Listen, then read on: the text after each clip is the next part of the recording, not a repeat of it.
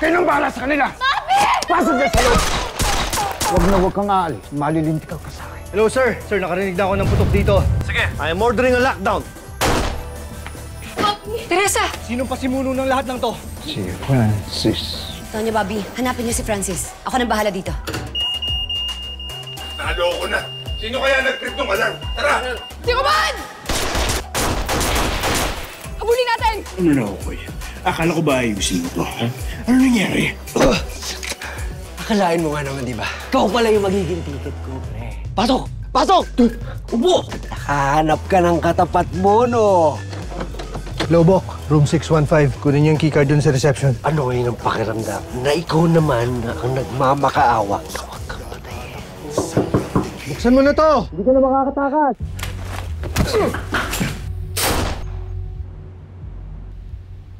Francis! Buksan mo to! Francis!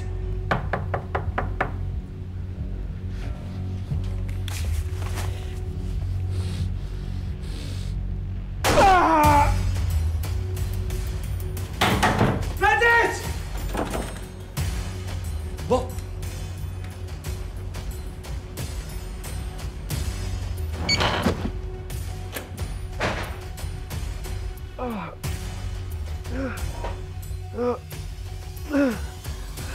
Ate Bobby! Ate Bobby! Buti na lang dumating kayo.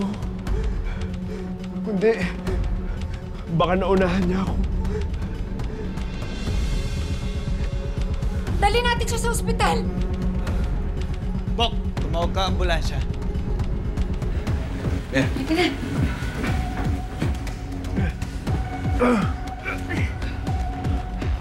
Aray!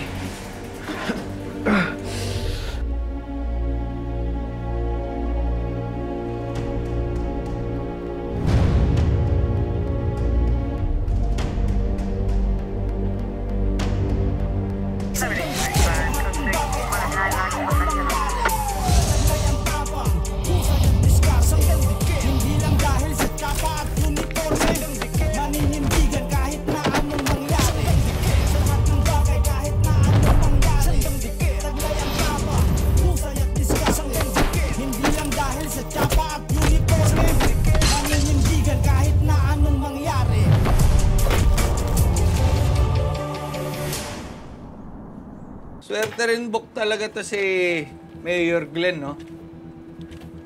Di siya napuruan ni Francis Domingo. Hoy, Bok. No comment? Ha? Wala naman dito si Bobby, ha? Para pag-awayan niya yung kapatid niya. Saka, huwag ka mag-alala. Hindi na ako madudulas. Basta mag-focus muna tayo dito sa paghahanap sa bahay ni Francis Domingo. Maghanap tayo ng ebidensya na magkoconnect sa kanya sa sindikato.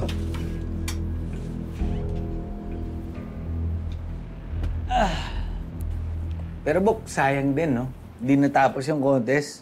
Di tuloy natin nalaman kung sino man nanalo. Kung si Charlie ba o si Bobby.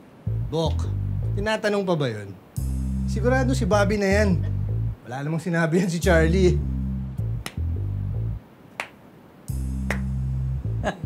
Yan ang mga sagot, Bok. Kita mo? Natututo ka na sa akin. Pero alam mo, ito, maiba ko, ah. Oh. Swerte si Bobby. Hindi sumali si Selena. Bakit naman? Eh, kasi kapag sumali si Selena, first runner-up lang si Bobby, di ba? Tumigil ka na nga dyan. Pumatapos na ito.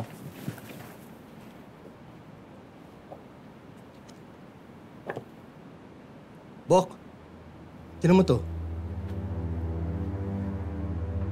Uy. Una sa lahat, gusto kong pasalamatan ang ating magigiting na pulis. Not only for saving me, but also for saving the women from this major crime syndicate.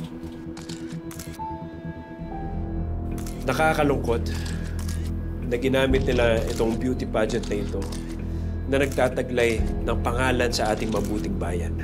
Isang beauty pageant na minsan napalanunan ng aking ina. Mayor Glenn, crime is still rampant in our city. Ano po bang mensahe niyo para sa mga taga-Calabari? Mga kababayan ko, huwag sana kayo mawala ng tiwala sa ating pamahalaan. I will personally make sure na makukulong lahat ng involved dito sa prostitution ring na gumamit sa institution ng Binibining Calabari. This is a long fight. But I promise you, by the time I'm done, makukulong lahat na naghahari-hari ang kriminal dito sa ating bayan. Si Roman at si Francis to. Tinan mo yung date. 2019 pa. Ibig sabihin, matagal na magkakilala si Francis tsaka si Roman. Hindi kaya si Roman na ngayon yung bagong head ng sindikato dito sa Calabari? Kasi di ba nabanggit mo na kanang kamay siya ni Boss Amo? Tapos nawala si Boss Amo. Siya na ngayon yung bagong head. Make sense, di ba?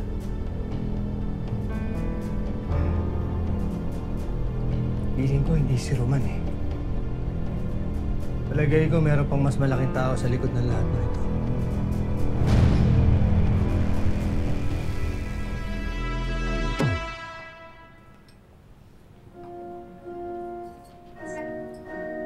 Ate Bobby! Ate Bobby, buti naman pwede ka ngayon. Gusto ko lang magpasalamat sa'yo sa pagligtas mo sa akin kay Mr. Eliseo. Kung wala ka, malamang nakidnap na ako noon. Naku, trabaho namin yun. Gusto ko rin magpasalamat sa'yo, Teresa, dahil kung hindi mo ko binulungan bago ka bumaba sa stage, hindi ko mapapansin na nasa pahama ka na. Actually, nakita ko na parang wala ka na nga sa sarili nung swimsuit competition pa lang eh. Nung rumarampa ka sa stage. Ang observant mo naman. Actually, bago kasi tayo umakyat sa stage, narinig ko na si Mr. Eliseo nakausap yung isang sponsor. Pinag-uusapan nila na bayad na daw lahat ng mga babae sa Binibining Calabari. Tapos kahit alam daw ng mga pulis, wala daw siyang pakialam basta makukuha niya daw ako kaya natakot talaga ako. Meron ka pa bang narinig na ibang mga pangalan na pwedeng konektado sa kanya? Wala na ate. Basta, ang sabi lang nila na maglilaylo lang muna sila kasi may mga pulis na kasali. Ate, nahuli niyo na ba kung sino yung leader ng prostitution syndicate? Hindi pa, iniimbestigahan pa namin ngayon. Pero bago mamatay si Mr. Eliseo, nabanggit niya yung pangalan ni Francis. Kutob namin, baka konektado siya dun sa pagkamatay ni Donabel.